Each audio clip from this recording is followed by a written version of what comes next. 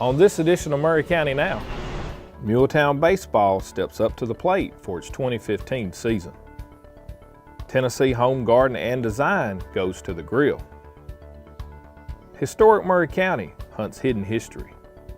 And finally, a look inside one of Columbia's hottest spots, VenueTenn. All this and more on this edition of Maury County Now.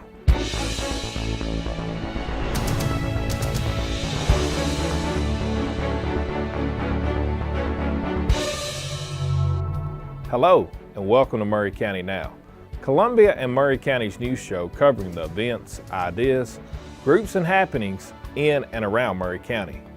There's no denying that baseball is a shared experience that helps a younger generation from striking out early in life. We dug out this double play with Greg English and Chris Pointer to give us a pitch on how Muletown baseball is a grand slam for all ages. Hey, my name is Greg English. I'm the president of Muletown Baseball 2015. My name is Chris Pointer. I am the CEO of the Boys and Girls Clubs of Maury County. And we are out here at the 2015 Muletown Baseball opening ceremonies. It's a tremendous event for us. This is our 5th year and being in partnership with the Boys and Girls Club. It's just awesome to see how we have, in a sense, revitalized this community, revitalized this area, revitalized these fields. These fields sat dead for 33 years. And it took a group of concerned individuals alongside Boys and Girls Club to kind of rehab and bring this thing back to life. The reason why Muletown Baseball got kicked off, there was no baseball at Fairview Park for 28 years. This field that we're looking at right now was completely all grown up. So we had to kind of do like Martha White. We kind of started from scratch. We had to dig it all back out again. We had to put fences up. We had to put up dugouts, bleachers, the whole 9 yards, you know.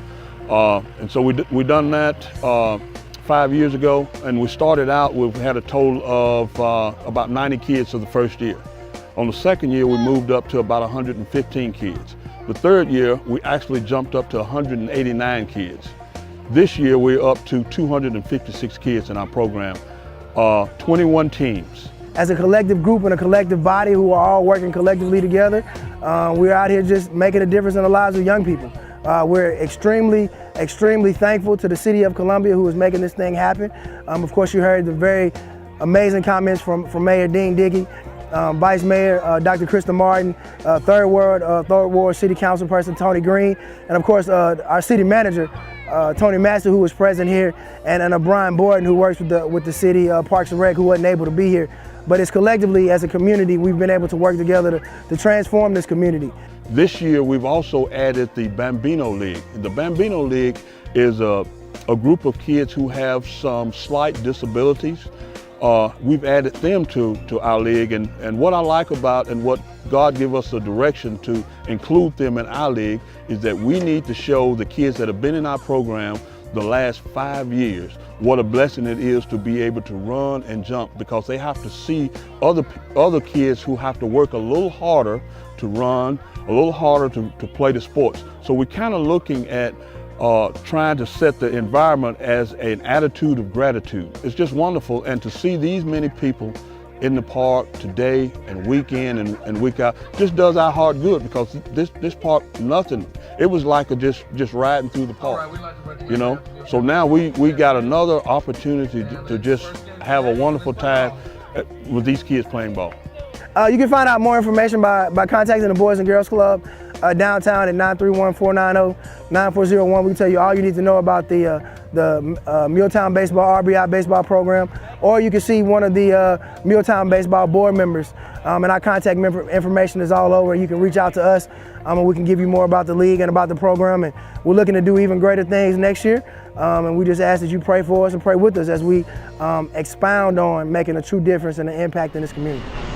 The weather's getting warmer, and with that comes backyards and barbecues. Learn how to heat the meat on this edition of Tennessee Home Garden and Design. Hello, I'm Ross Jaynes, and welcome to this edition of Tennessee Home Garden and Design. You know, Memorial Day's right around the corner, and there's going to be all kinds of great smells coming out from backyards across your neighborhood. Today, we're going to show you how to make an easy bacon cheeseburger. Here's what you're going to need. For prep, you're definitely going to need a grill, either gas or charcoal. For this use, we're going to use a propane grill. Then you'll need a spatula, a large mixing bowl, a clean workspace, and just to make the job a little bit easier, a burger press. The ingredients you'll need are hamburger meat.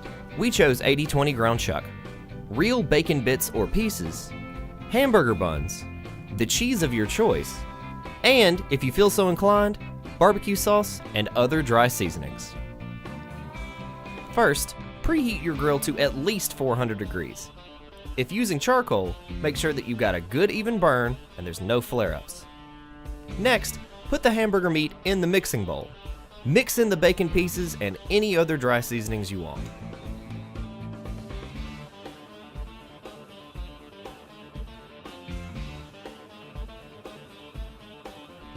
Now it's time to pat out some burgers. Make sure your hands are clean and begin either hand patting out burgers or using the burger press to make the portions.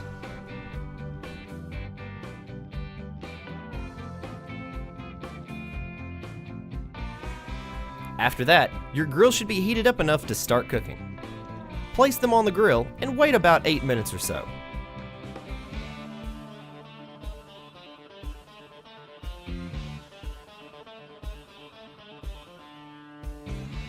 Then, flip the burgers one at a time and add a very light layer of barbecue sauce to the cooked side if you want. Wait about 8 more minutes, flip the burger again, and add another light layer of sauce, or you can just go ahead and add the cheese.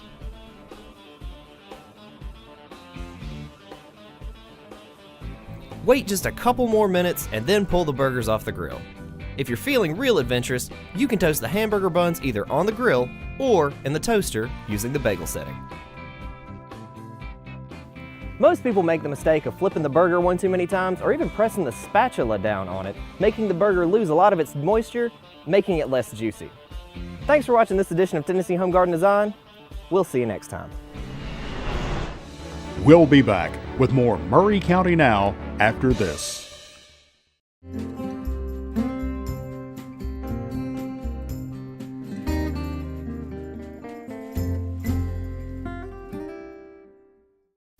Calling all readers, it's time for you to be a hero. Hero! Transform your summer with the amazing power of books. Hero! Kids from everywhere are accepting the challenge and enjoying adventures, activities, and fun. Explore your favorite topics or discover something new. It's up to you. You can be the hero. So join your friends for games, movies, special events, and more all summer long at your library. Every hero has a story.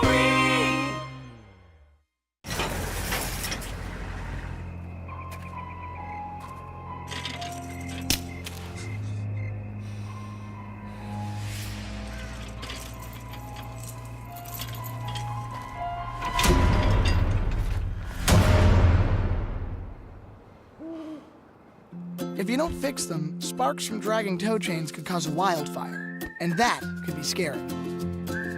Bye, Smokey. Only you can prevent wildfires. And now, back to more Maury County Now. Hidden in plain sight is an expression often heard, but rarely heeded. Here's Adam Southern with some hidden history on this edition of Historic Maury County. Hello, I'm Adam Southern, and this is another edition of Historic Maury County. And over the next couple of segments, we're going to talk about some hidden history here in Maury County. And the first topic, the Bethel House Hotel. Now, I talk a lot about the Bethel House because I'm really just in love with the idea of the Bethel House. I cherish its memory. I wish I could have seen it in person. A beautiful 3-story hotel on the corner of 7th and Garden Street. It was built in 1882 by William Decatur Bethel. And he was a Civil War veteran, came to Maury County after the war, and he builds this fine hotel. And the first story was nothing but shops. The second story had a grand ballroom, and it also connected to the Opera House next door. And the second story connected to the private boxes. And then upstairs, and then throughout the hotel, what was left were 60 first-class hotel rooms. So very beautiful place, very important to the cultural history of Maury County because a lot of things took place there on that corner. But tragically, that hotel burns in November of 1949. But it did leave behind a few things. If you take a look at some of the old pictures of the Bethel House, you can see on the balcony some urns. Well, these were actually wooden urns, and miraculously they did not burn in the 1949 fire. 2 of those survive, 2 of them that we know about. Frank Sal, owner of Oaks and Nichols Funeral Home, he goes and he takes 2 of them after the fire and he puts them on the balcony of Oaks and Nichols Funeral Home. Now they look like those belong to that house. They look like they were built for that house, but those urns came from the Bethel House Hotel. Now here at the library we have something that also came from the Bethel House. We talk a lot about the neon sign that we have here at the library. That sign is one of the remaining things from the Bethel House Hotel. That was hanging there to advertise their rental library that they had inside the Bethel House Hotel.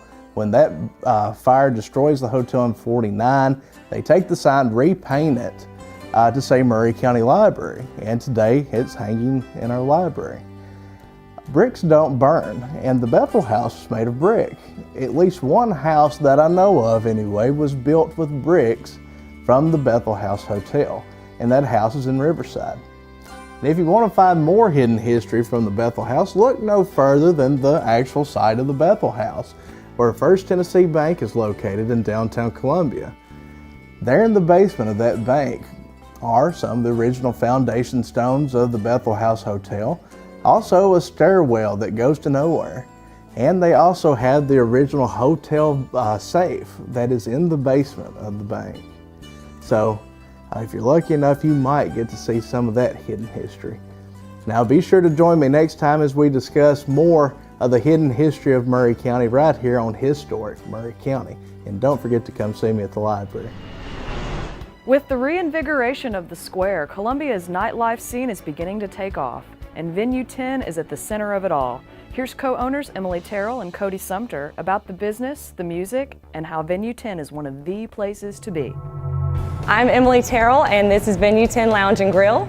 We recently opened in January. We're here on the square in Columbia and very happy to be here. Columbia Square is growing rapidly. It's a beautiful place. We fell in love with it the first time we saw it.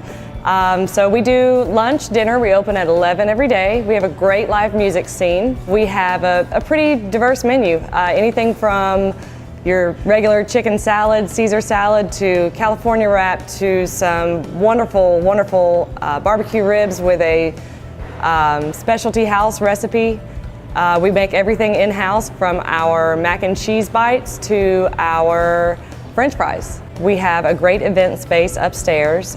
We do anything from a graduation party to weddings. We can do baby showers. We have a lot of different age groups that come in. We like to say we have something for everyone, whether it be live trivia on Wednesday night or Sunday brunch, where we have some live jazz music and mimosas and what we call our Proud Mary, which is a spin-off the Bloody Mary, and it's used making the local Heroes vodka. We embrace anything local that we can.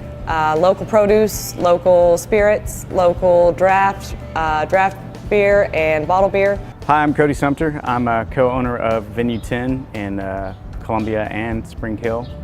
Actually, this month we have my CD's coming out the 16th, and so we're having our CD release party here the 16th. After that, we are having a few different bands from the area. I know Damian Boggs is playing a little bit with us, and then we have the Leapers Fork Bluegrass Band playing at the end of this month.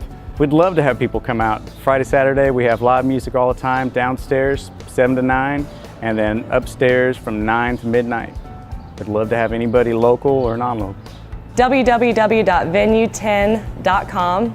There's VenueTenn, which is our Spring Hill location, VenueTenn, which is our Columbia location. We also have a Facebook and a Twitter page. So when you are in the area, please do stop by. Make sure and ask your server or your bartender what local items that we have to offer, and we'll look forward to seeing you then. To find out more information about any of the stories you've seen on this edition of Maury County Now, check out our website, MauryCountyNow.com, and look in the show notes for more details. Maury County Now is produced by Columbia TNTV. Thanks for watching Maury County Now, and we'll see you next time.